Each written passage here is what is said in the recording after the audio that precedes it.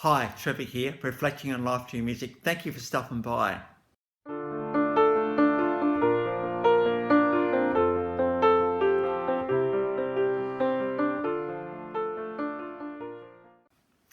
Well, come in again today. You're very, very welcome. It's great to see everybody back.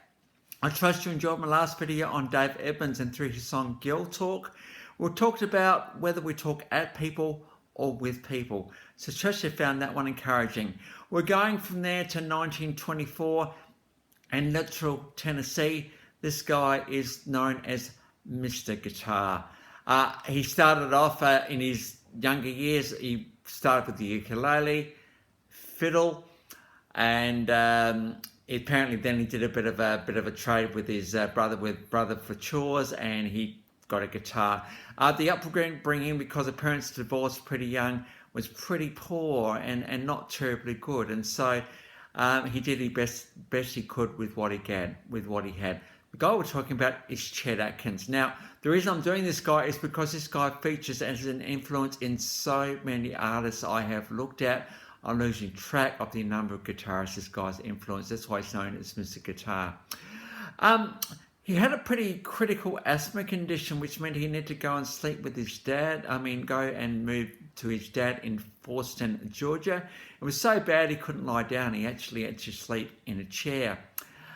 But it was during the high school years that he pretty well honed his incredible guitar skill that this guy has got.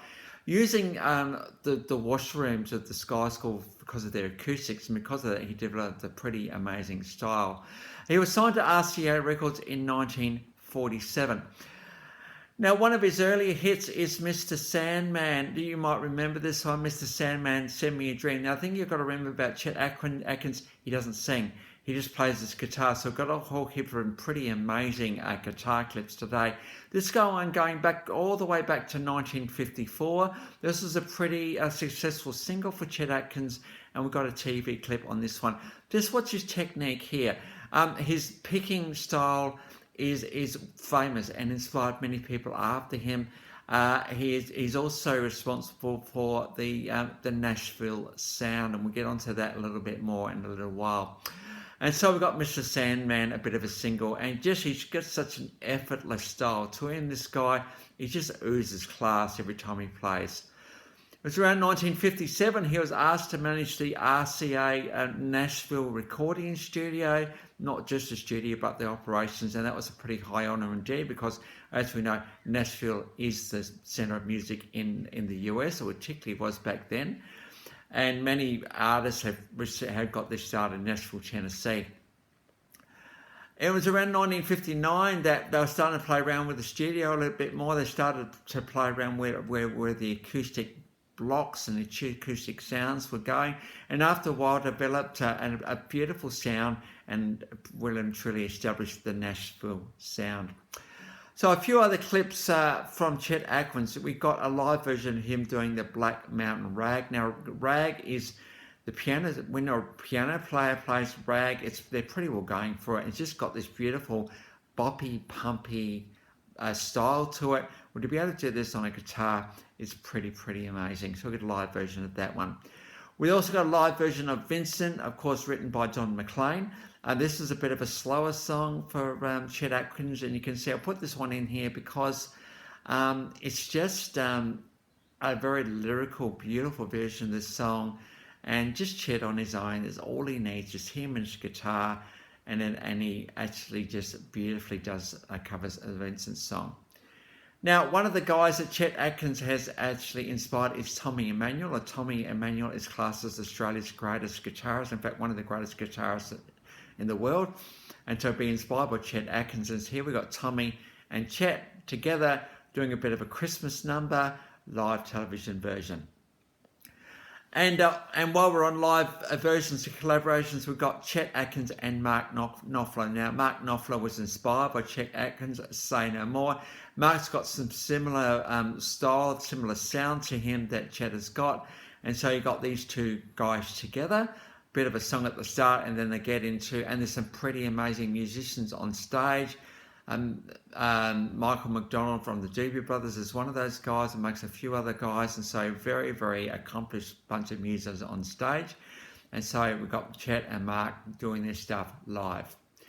Now, Chet Atkins, during his career, 14 Grammy Awards, 1 Grammy Lifetime Achievement Award. He's received 9 Country Music Instrumental, the Instrumentalist of the Year. In 2002, he was inducted into the Rock and Roll Hall of Fame, and he was inducted into the Country Music Hall of Fame. Rolling Stone put him number 21 of the top 100 guitarists of all time, so that's a pretty high accolade indeed. I think Rolling Stone are pretty good at coming out with these lists, and they really give a lot of thought as to who is the greatest guitarist of all time. So to be in that top 100, pretty amazing. Very incredible discography, this guy. For around 1952 or around 1980, give or take, 88 studio albums, 3 live albums, 113 singles, and a stack of compilations, as you'd expect with 88 studio albums. So we have an absolute guitar legend here. Mystic guitar, as I said at the start, it does not get much better and more effortless than this guy.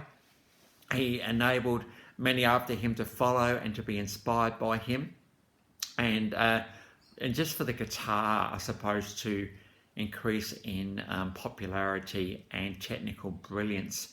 Chet unfortunately did leave us at the age of 77 in the year 2001. So any of the Atkins family are watching, thank you for empowering one of the best guitarists of all time today, enabling him to do what he did in such an effortless style.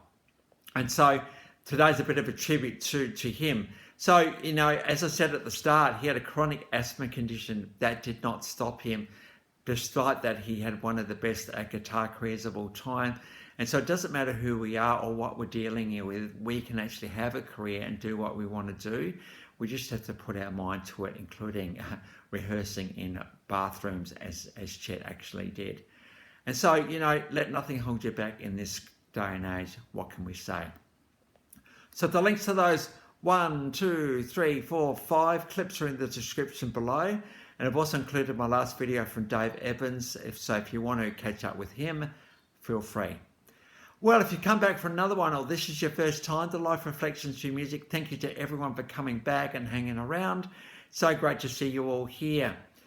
Well, that's it for today. Next time we're going to go on to Jeff Moore and The Distance.